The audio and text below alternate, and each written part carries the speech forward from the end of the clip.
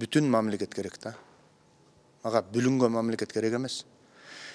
Мен ар бир айткан сөзүмдү мамлекеттүүлүк үчүн айтам.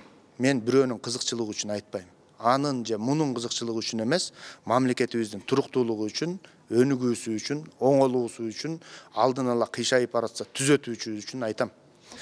Ошондо билдирүүнү эми өзүңүздөр айттыңыздар, оңдон барып сүйлөндү, туурабы?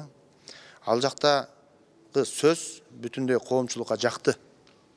А бирок кайра башка бир инсандын сөзү башкачараак болуп калганы бул элди өкүндүрөт албетте.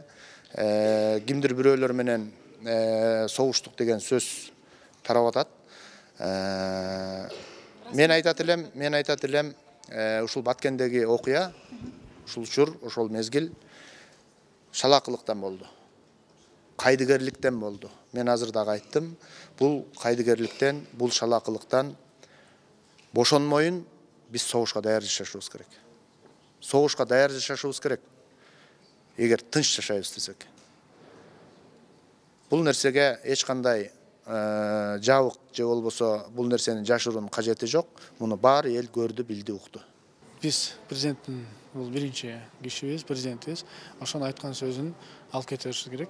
Анан эми башка министрликтер же башка дагы андан кийинки чиновниктер айта тургандар болсо, булардын жеке ою болушу мүмкүн.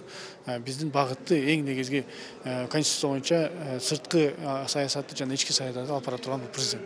Ошонун сөзүн туура деп айтышыбыз керек.